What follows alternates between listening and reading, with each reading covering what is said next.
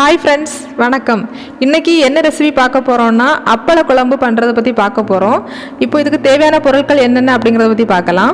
சின்ன வெங்காயம் 1 கப், தக்காளி 1, சாம்பார் பவுடர் 1 ஸ்பூன், மஞ்சள் தூள் 1/2 ஸ்பூன், புளி 1 லெமன் சைஸ், காயப்பொடி 1/2 ஸ்பூன், கடுகு உளுந்து தாளிக்கிறதுக்கு, காஞ்ச மிளகாய் 3, உப்பு கொஞ்சம், கல் உப்பு எடுத்துக்கோங்க, நல்லெண்ணெய் 2 ஸ்பூன், 5 அப்பளம் பொரிச்சு வச்சுக்கோங்க.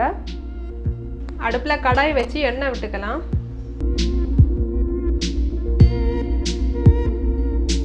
எண்ணெய் காஞ்சிருச்சு, கடுகு உளுந்தம்பருப்பு போட்டுக்கலாம்.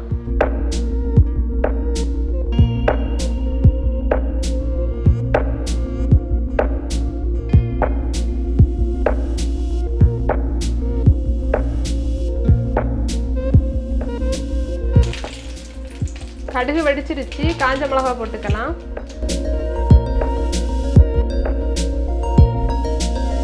சின்ன வெங்காயம் போட்டுக்கலாம்.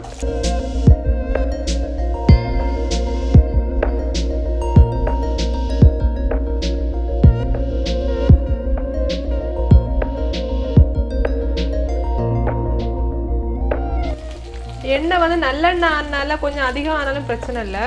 தக்காளியை மிக்சியில் போட்டு அரைச்சி எடுத்துப்போம். இந்த சமயத்தில் பெருங்காயத்தூள் சேர்த்துக்கலாம்.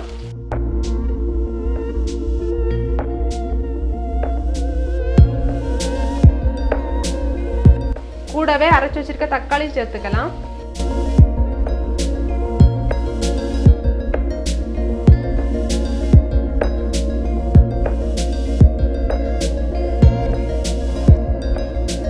தக்காளி நல்லா வதங்கி அது எண்ணெய் வந்து மேலோட்டமாக வரும். அப்போ நம்ம வந்து மற்ற மசாலாக்களெல்லாம் சேர்த்துக்கலாம். இப்போ மூடி போட்டு மூடிக்கலாம்.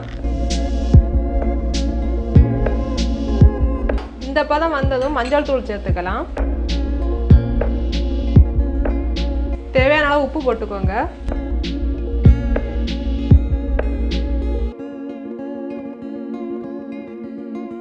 புளி கரைச்சிக்கலாம்.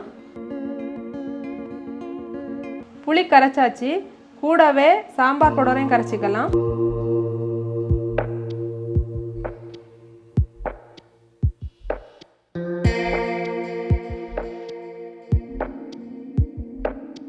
இந்த வெங்காயம் தக்காளி எல்லாம் நல்லா வெந்துருச்சு, எண்ணெய் மேலோட்டமாக வந்துருச்சு. பார்த்தீங்களா, உங்களுக்கே தெரியும்.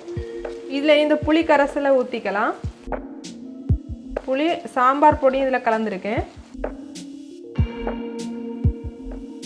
இது கூடவே தேவையான அளவு தண்ணி சேர்த்துக்கோங்க.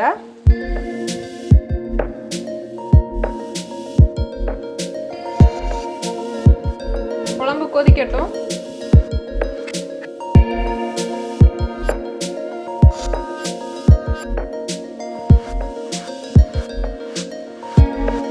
குழம்பு கொதிச்சிருச்சு. இதில் அந்த அப்பளத்தை நுறுக்கி போட்டுக்கலாம். இந்த அப்பளத்தை வந்து பொடிக்க கூடாது, 4 உடைச்சு போட்டுக்கணும்.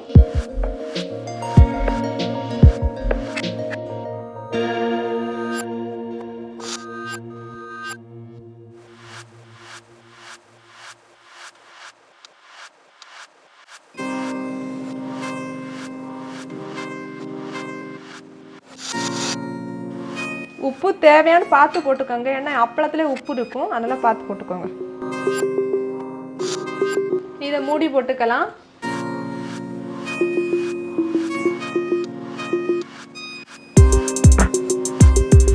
குழம்பு ரெடி ஆகல, இன்னும் கொஞ்சம் தண்ணி வற்றணும்.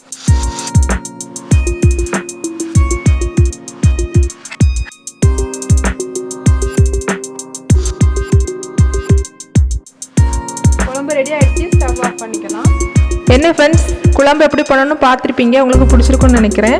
முதல்ல நம்ம சேனலை பார்க்குறவங்க சப்ஸ்கிரைப் பண்ணுங்கள். மறக்காமல் பக்கத்தில் இருக்க பெல் பட்டனை ப்ரெஸ் பண்ணுங்கள். உங்களோட கமெண்ட்ஸ் என்னென்ன இருக்குது அப்படிங்கிற கமெண்ட்ஸ் பாக்ஸில் மறக்காமல் பதிவு பண்ணுங்கள்.